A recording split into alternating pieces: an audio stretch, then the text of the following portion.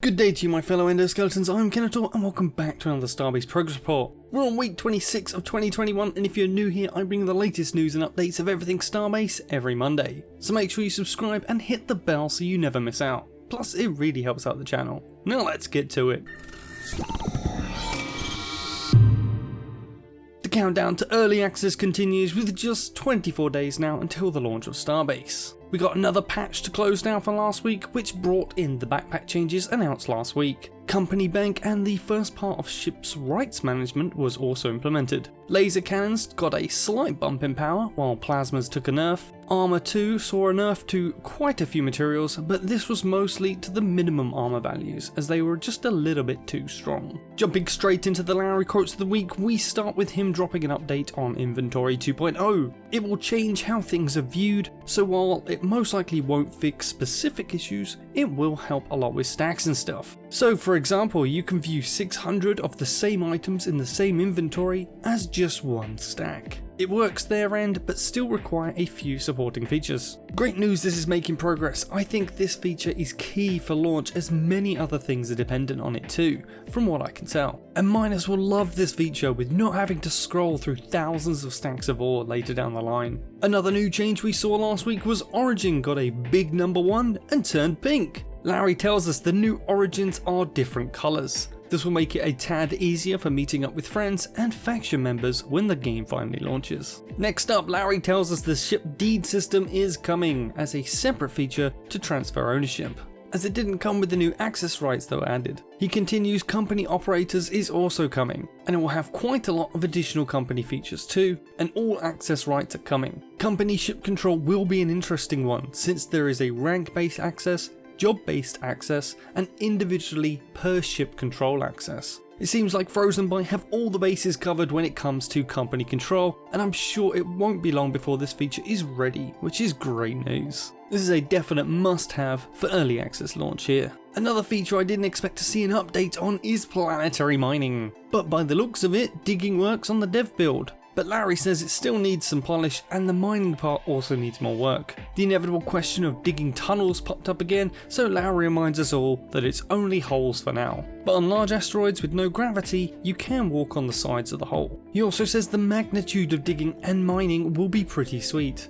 and the planned maximum depth, if it works out, will be pretty cool as well. But they will see on that. Larry thinks way too many people will fly down these super deep holes, only to find out it's a trap with very small chances of escaping.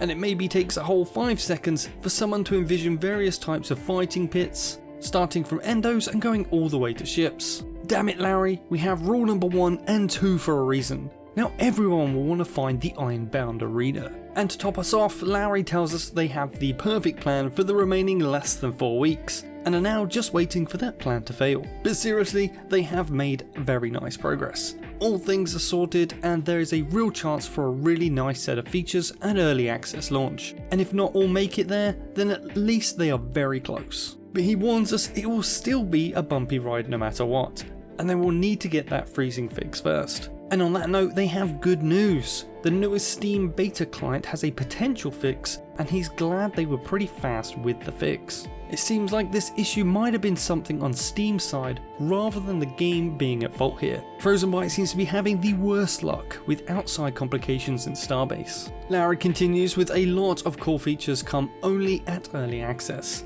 Also, a lot of cool features are coming beforehand, and of course quite a pace afterwards as well. They have a roadmap to fulfill. Given Frozen Byte's track record of delays, it'll be interesting to look back at the end of the year to see how much of the roadmap they actually got done, and how much gets shifted to next year. But saying that, Larry tells us that last week they completed maybe around 52 programming tasks, so progress is good. However, Starbase will take years to be 1.0, and early access starts at the alpha stage technically. Frozen Byte had previously indicated that all the launch marketing will be very specifically pointing out the state of the game, and the fact it will still be an alpha for its early access launch. We haven't seen anything surface of this yet, so just know what you'll be buying into, and please don't expect Starbase to be a completely finished game. Now don't go anywhere and let's dive into this week's progress report. The main design features worked on last week were improvements were designed for the fast travel gate core. If you've been sleeping under a rock, you obviously have missed the news that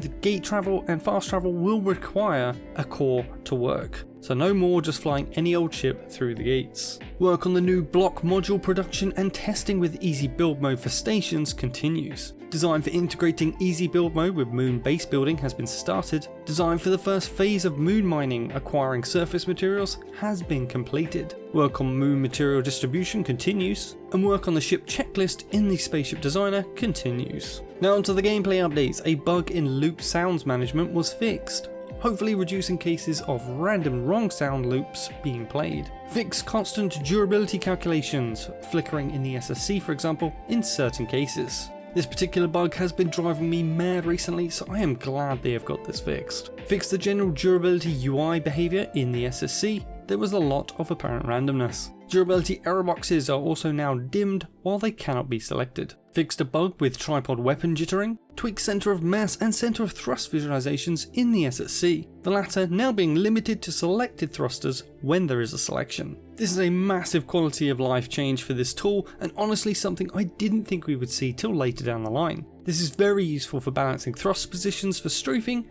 as well as any moon landing craft. Huge kudos to the devs for this one. Our UI updates for this week are offline players, company, job and rank info is now being shown in the social menu. And work on station access user interface continues. Just the one designers update this week with fixed a bug that prevented durability and transform tool gizmo visualization from rendering after the first visit to the SSC per program run. Over in animation now, we have unarmed falling, fly and landing animations have been improved, and jump animations have also been improved. And lastly, other updates this week are improvements to tutorials, guides and hints have been worked on. Improvements to the feedback tool and how screenshots are shown and selected in it have been worked on.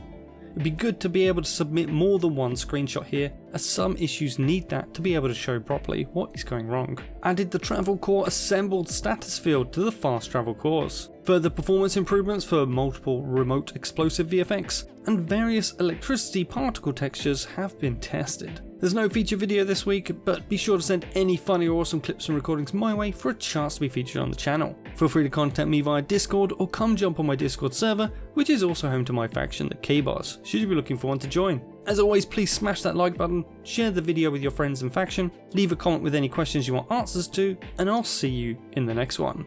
Kenetor, out.